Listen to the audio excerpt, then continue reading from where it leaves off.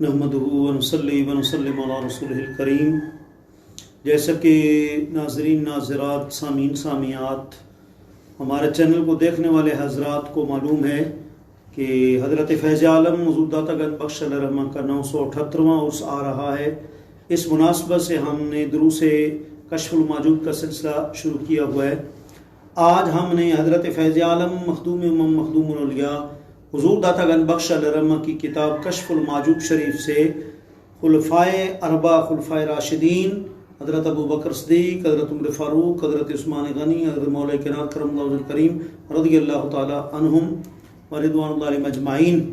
ان ہستیوں کے جو رقت انگیز تبلیغ ہے اور رقت انگیز جو باتیں حضرت فیض عالم نے ذکر کی ہیں ان کو ہم ذکر کر رہے ہیں۔ فیض عالم نے صوفیاء کا بہت ذکر کیا، کیونکہ صوفیاء نے ہی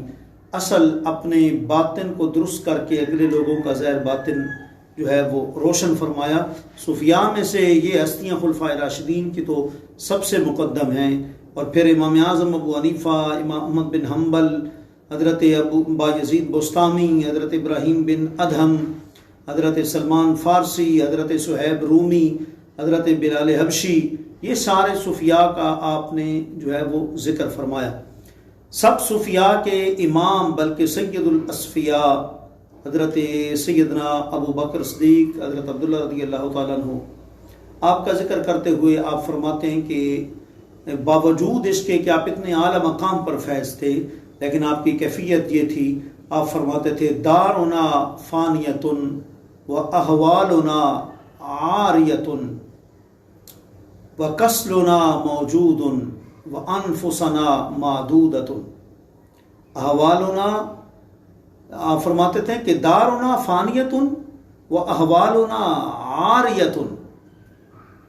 اللہ اکبر، آپ فرماتے تھے کہ یہ جو گھر ہے دنیا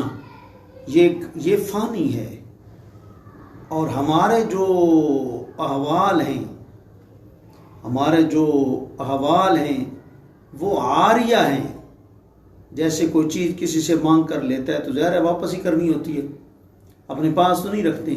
اور جو چیز ختم ہونے والی ہوتی ہے وہ بھی نہیں رہتی ہے، اور جو چیز گن کے دیتے ہیں انفسنا معدودۃ، ہمارے نفس، ہماری سانسیں گنی ہوئی ہیں، وکسلنا موجود، اور ہماری سستی موجود ہے۔ سیدنا صدیق اکبر رضی اللہ تعالیٰ عنہ نے اس طرح اپنا ذکر فرمایا، اور پھر مزید فرمایا اللہم ابسط لی الدنیا وزاہدنی فیہا، اے اللہ اس دنیا کو ہمارے لیے کشادہ فرما دے، لیکن ہمارے دل اس دنیا سے بے راغب کر دے۔ جی، اس طریقے سے حضرت سیدنا صدیق اکبر رضی اللہ تعالی عنہ نے دنیا فانی کا جو ذکر کیا، اور جب آپ کو خلافت ملی، فیض عالم فرماتے ہیں، آپ نے فرمایا واللہ ما کنت حریصا یوما ولا لیلتا ولا سألت اللہ قط سرا وعلانیتا۔ آپ فرماتے ہیں کہ جب سے مجھے خلافت ملی ہے، قسم بخدا میں تو اس کے ایک دن اور ایک رات کا بھی حریص نہیں تھا، اور آپ فرماتے ہیں میں نے تو کبھی مطلب ہے کہ لوگوں کے سامنے یا خلوت میں، یعنی جلوت خلوت میں کبھی بھی میں نے یہ دعا نہیں کی تھی کہ مجھے مطلب حکمرانی مل جائے، اور نہ ہی مجھے اس سے راحت کی میں نے دعا مانگی۔ جی، اللہ کی یہ عطا ہے۔ حضرت فیض عالم سیدنا صدیق اکبر رضی اللہ تعالیٰ عنہ کس چیز کا ذکر کر کے آپ فرماتے ہیں جب بندہ صدق کے مقام پر فیض ہو جاتا ہے اور اللہ کا اس کو صحیح معنوں میں قرب نصیب ہو جاتا ہے، وہ پھر اللہ کے حکم کا منتظر ہو جاتا ہے، ہر کام میں وہ اللہ کی طرف متوجہ ہوتا ہے۔ اللہ کا حکم آ جائے فقیری کا تو فقیری اختیار کر لیتا ہے، اللہ اگر امیری کا اور امارت کا حکم دے دے تو اس کو اپنا لیتا ہے۔ یوں حضرت یار غار سیدنا صدیق اکبر رضی اللہ عنہ کی رقت انگیز باتیں جو ہے وہ آپ نے ذکر فرمائی۔ اور دوسرے نمبر پر امیر المومنین حضرت سیدنا فاروق اعظم رضی اللہ عنہ جب تذکرہ آیا تو آپ نے فرمایا کہ جو ہے عمر ینطق الحق علی لسان عمر، کہ حق جو ہے وہ عمر کی زبان پر بولتا ہے، اور بعض روایات میں ان اللہ جعل الحق علی لسان عمر، ہر حق بات کو اللہ حضرت فاروق اعظم کی زبان پر جاری کر دیتا ہے۔ اور مزید ذکر فرماتے ہیں کہ سرکار نے فرمایا کہ پہلی امتوں میں کوئی نہ کوئی محدث تھا، اگر میری امت میں کوئی محدث ہوتا تو عمر ہوتے۔ محدث کا مطلب اللہ کی طرف سے ان کو باتیں الہام کی جاتی تھی جی۔ تو یہ بھی آپ کا جو ہے وہ عظیم مقام ہے۔ اور پھر اس کو ذکر کرنے کے بعد مزید فیض عالم جو ہے اس سے نتیجہ اخذ کرتے ہیں۔ آپ فرماتے ہیں حضرت فاروق اعظم، جتنے صوفیاء جتنی ہستیاں ہیں عقیدے میں اور مذہب میں تسلط جس نے بھی حاصل کیا ہے حضرت فاروق اعظم سے ذکر کیا، حضرت فاروق اعظم سے وہ حاصل کیا ہے۔ اور یہاں تک بھی آپ امام علیہ سنت نے ذکر فرمایا، آپ کے پاس ایک مہمان آیا، دسترخوان بچھا دیا، کھانا کھلا رہے تھے، درمیان میں پتہ چلا کہ بدعقیدہ ہے، فوراً دسترخوان کھینچ لیا۔ تو آپ فرماتے ہیں یہ جتنی ہستیوں کو فیض مل رہا ہے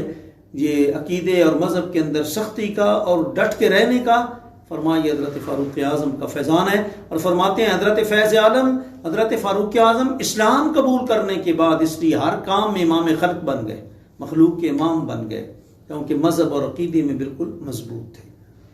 اور تیسرے نمبر پر حضرت سیدنا دماد رسول حضرت عثمان غنی رضی اللہ تعالی عنہ کا ذکر کرتے ہیں اور فرماتے ہیں کہ حضرت عثمان غنی آزمائشوں پر مصیبتوں پر بہت صبر کرنے والے تھے، یہاں تک کہ حضرت فیض عالم ذکر فرماتے ہیں کشف المعجوب میں حضرت عبداللہ بن رباح رضی اللہ تعالی عنہ، حضرت ابو قتادہ رضی اللہ تعالی عنہ دونوں فرماتے ہیں کہ جب حرب الدار تھا، یعنی جس دن حضرت عثمان غنی کو گھر کے اندر رکھ کر جو ہے بلوائیوں نے اور باغیوں نے اور سبائیوں نے آپ کو استانا جو ہے وہ شروع کیا، تو اس وقت جب وہ آپ کے گھر بلوائی پہنچ گئے تو حضرت عثمان غنی کے جو غلام تھے انہوں نے ہتھیار اٹھا لیے۔ آپ نے فرمایا کہ میرا جو غلام ہتھیار نیچے رکھے گا، خون خرابہ نہیں کرے گا، وہ میری طرف سے آزاد ہے جی۔ تو صحابہ باقی آپ کے غلام وہ کہتے ہیں ہم نے نیچے رکھ دیا، پھر ہم باہر نکلے تو آگے سے حضرت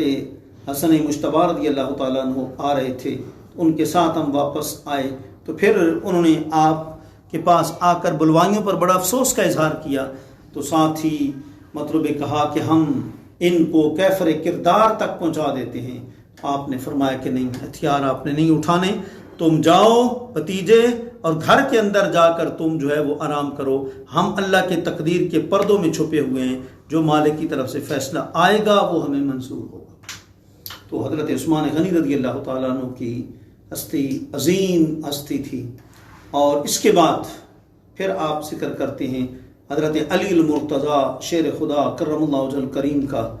کہ آپ فرماتے ہیں کہ ایک بندے نے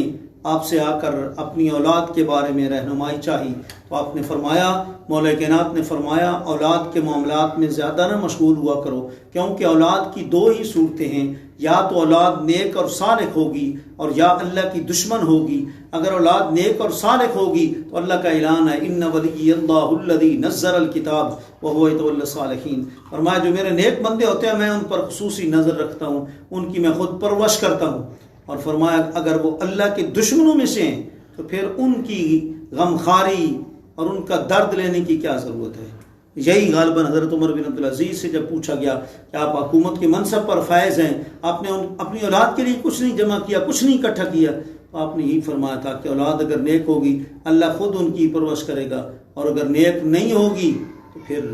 اللہ کے دشمنوں کے ساتھ کیا تعامل کرنا ہے جی۔ تو حضرت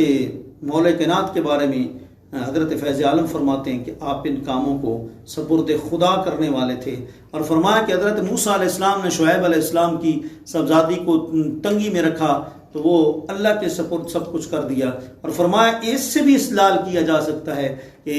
مولا کائنات کا جو نظریہ تھا اس کا استدلال اس سے بھی ہو سکتا ہے۔ حضرت ابراہیم علیہ السلام نے حضرت ام ہاجرہ سلام اللہ علیہا کو اور حضرت اسماعیل علیہ السلام کو جنگل میں چھوڑا اور سپرد خدا کر دیا جی۔ ربنا انی اسکنت من ذریتی بواد غیر ذی زرع عند بیتک المحرم جی، تو وہ بھی سپرد خدا کر دیا۔ اللہ کریم ہمیں چاروں خلفاء کے بارے میں حضرت فیض عالم نے جو جو تعلیمات دی ہیں اللہ ہمیں ان پر عمل کرنے کی توفیق عطا فرمائے، اور کشف المعجوب شریف کی تعلیمات، فیض عالم کی کتاب کی تعلیمات کو عام کرنے کی توفیق عطا فرمائے۔ وآخر دعوانا الحمدللہ رب العالمین۔